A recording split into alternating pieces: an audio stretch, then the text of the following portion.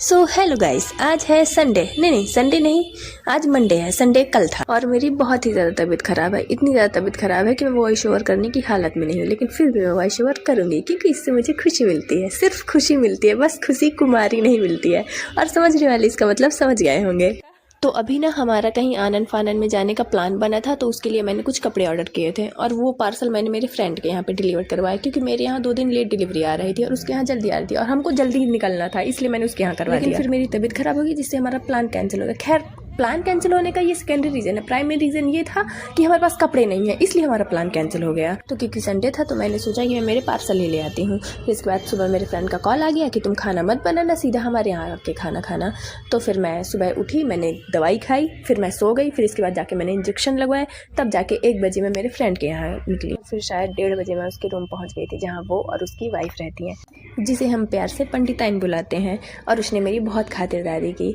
मैं जैसे ही गई तो उसने मेरे लिए चाय बनाई, फिर मुझे सिंघाड़े दी, सिंघाड़े की चटनी बनाई उसने अपने हाथों से ही।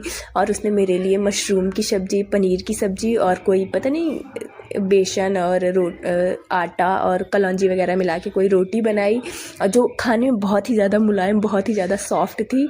उसने बहुत ही ज़्यादा खातिरदारी की मेरी। मुझे उसके रूम में जाकर ऐसा लगा कि जैसे मैं मेरे घर आ गई। और मैं और महेश खा रहे थे और वो बेचारी गरम गरम रोटियां बना रही थी हम लोग के लिए। हमने उससे कहा भी कि नहीं, एक साथ बना लो रोटियां, साथ में खाएंगे। तो बोली नहीं नहीं, तुम लोग खाओ, मैं बाद में आके ज्वाइन करूँगी। फिर बाद में उसने हमें आके ज्वाइन किया। और भाई, ये बंदा घर का एक तो काम नहीं करता है, टिकना नहीं डालता है ये अपने घर का। शादी के बाद ये ऐसा बदल गया है ना, सारा काम ये पंडिताइन से करवाता है। खुद अपना राजे महाराजाओं की तरह बस बैठ जाएगा, फ़ोन चलाता रहेगा, वो बेचारी काम करती रहती है। इसके बाद हमने खाया पिया और पंडिताइन ने सारा काम किया। फिर इसके बाद मैं और पंडिताइन बैठकर हम दोनों ने इसकी बहुत सारी बुराई की। और ये दूसरे रूम में भी नहीं जा रहा था, कह रहा था अगर मैं दूसरे रूम में चला जाऊँगा तो तुम दोनों मेरी और भी बुराई करोगे, मेरा और मजाक उड़ाओगे। फ्रॉड मौसम भाई, फ्रॉड पूनम, सब फ्रॉड है। मैं नहीं हूँ। नहीं, तू फ्रॉड थी। 100 रुपये के पैसे। चटाई बिछाकर जमीन पर लेट गया, लेकिन दूसरे रूम नहीं गया। इसके बाद बहुत शाम हो गई थी, तो पंडिताइन ने फिर चाय बनाई, क्योंकि मुझे घर भी आना था, नहीं तो फिर अंधेरा हो जाता, और अंधेरा हो भी गया था।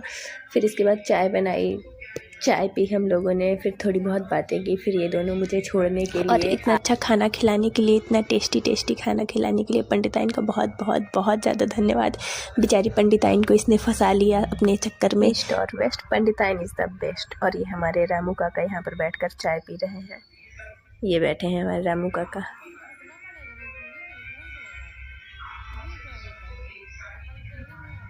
रामू काका इन द हाउस।